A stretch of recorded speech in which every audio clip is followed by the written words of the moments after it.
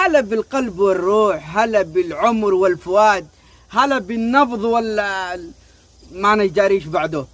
الحمد لله مبسوطين الحمد لله مستورين. طبعا احنا من اغنياء البلد. ايه احنا من اغنياء البلد. انا عندي 3 محلات ذهب، ابي عنده 3 قاطرات. اخي يملك طبعا اخواني الصغار عمرهم من 10 سنوات، كل واحد معه سيارة روز رايز. بس احنا عائلة متواضعة وما نحبش نظهر المال عندنا وكذا، ما لناش أهمية. احنا نعيش الحب، نعيش الحياة، نعيش الانبساط، يعني بكل تواضع. احنا نبحث عن الحب. تامري أمر. كم أحول لك؟ كم تبي؟ ابشري والله. اعطيني رقم حسابك، اعطيني. 1 ساعة وهي عندي، 1 ساعة بس، انتظريني. هلا قلبي، هلا روحي، هلا. الحمد لله. انت اخبارك؟ كيف حالك؟ علومي ايش؟ احول لك؟ طيب ضروري؟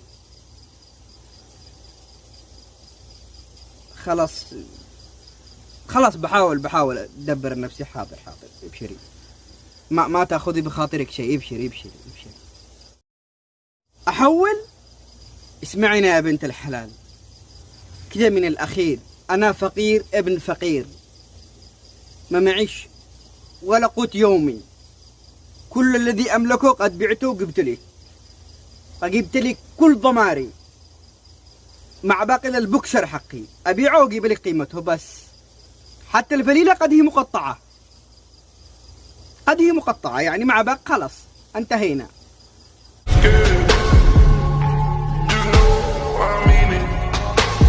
ما نش عارف من فين ابدالك يا حاج. كلنا حبينا وودفنا، بس ما عملناش اللي عملته.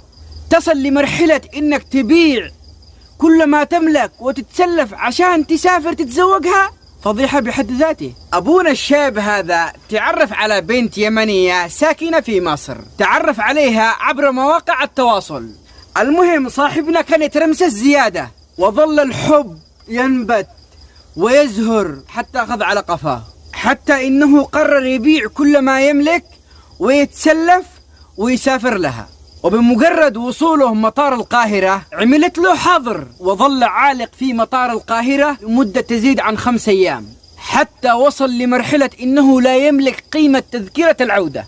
حتى قاموا نشطاء عبر مواقع التواصل بنشره وتوجيه نداء للسفارة اليمنية لمساعدته.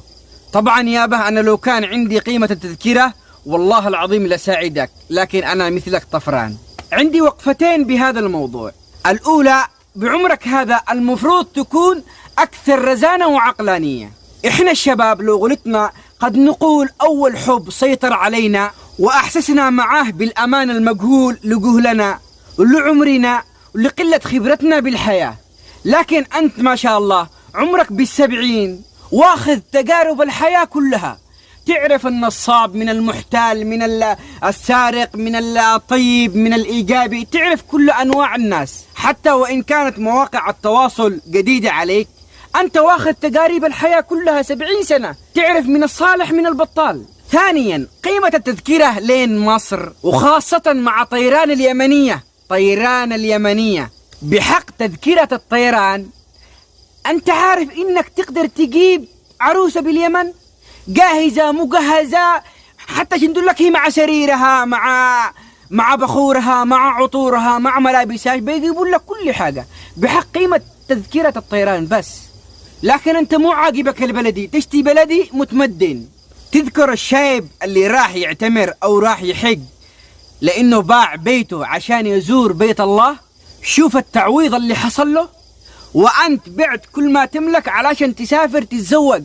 البعض منكم الحين بيقول الله المستعان تجالس تتمسخر بشايب. بالعكس أنا انقهرت عليه، والله لو كان عندي لساعدته. لكن مثل هذه المواضيع تتكرر يوميا، ومع مواقع التواصل يزيد الحب السوشيالي للحب الوهمي الذي يجعلك تفقد قيمتك وربما فلوسك ويسلب منك وقتك، لكن عندما تجد نفسك أمام الأمر الواقع تشعر بالضياع وبالندم وعلى كل شيء فعلته.